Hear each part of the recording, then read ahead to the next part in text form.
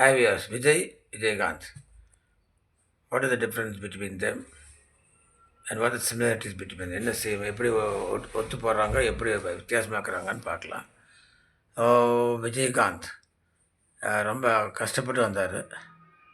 அவராக தான் வந்திருக்கார். அவரோட நண்பர் ஒரு இப்ராஹிம் ராவத்தர் சொல்லி அவரோட வந்தாங்க. ரொம்ப கஷ்டப்பட்டு சிரமத்தில் வராரு. அவர் சூப்பர் ஸ்டார் நிலைமைக்கு வரார். அவர் ரொம்ப ஜஸ்ட் சூப்பர் ஸ்டாருங்கும் போது நீங்கள் உடனே ரஜினிகாந்த் கம்பேர் பண்ணக்கூடாது. ஜஸ்ட் 150 படத்துக்கு மேலே நடிச்சிருக்காரு. நிறைய வெற்றி படம் கொடுத்துருக்காரு. That's Vijayakanth. Then he came to politics. நல்ல ஹெல்பிங் டெண்டன்சி இல்லை மேன். ஒரு அரசியலுக்கு வராத முன்னாடி நல்லா ஹெல்ப் பண்ணியிருக்காரு. நான் வெல்கம் ஃபார் விஜய். விஜய் வந்து அவங்க அப்பா தான். ஜஸ்ட் அப்பா படம் கூட வந்து அப்படியே அவங்க அப்பாவோட பூஸ்டப்லேயே வந்து அப்படியே வந்து அவரும் வெற்றி அடைகிறார். That's the difference between the two.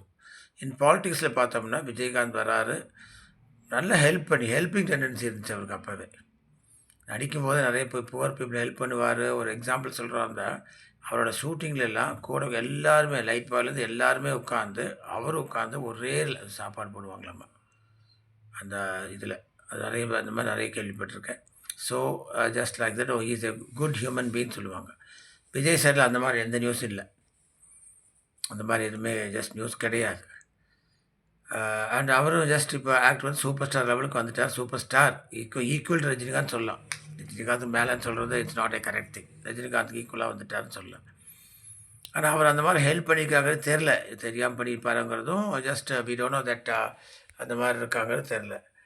But அரசியலில் அவர் ப்ரூவ் பண்ணவே இல்லை. பிகாஸ் கட்சி ஆரம்பித்த பிறகு அவருக்கு பார்லிமெண்ட் எலெக்ஷன் வந்துச்சு. அதை போட்டி போடல. அதுக்கப்புறம் ஈரோடு தனித்து நல்ல சான்ஸ். அவர் நின்றுதானே செகண்ட் சீமான் தனியாக தான் நின்னார். ஏடிஎம்கேலாம் பின் வாங்கிட்டாங்க. அவர் நின்றுதானே ஒரு நல்ல ஒரு சான்ஸ். அதையும் மிஸ் பண்ணிட்டார். இப்போ யூ வாண்ட் டு ப்ரூவ். இப்போ எந்த கட்சியும் அதனால் அவங்க கூட்டு சேரல. அவர் இப்போ ப்ரூவ் பண்ணி ஜெயிச்சு தான் வரணும். அப்போ எந்த அளவுக்கு இவங்க 2 பேரும் டிஃப்ரென்ஸ்னால் விஜயகாந்த் எதிர்க்கட்சி தலைவரானார்.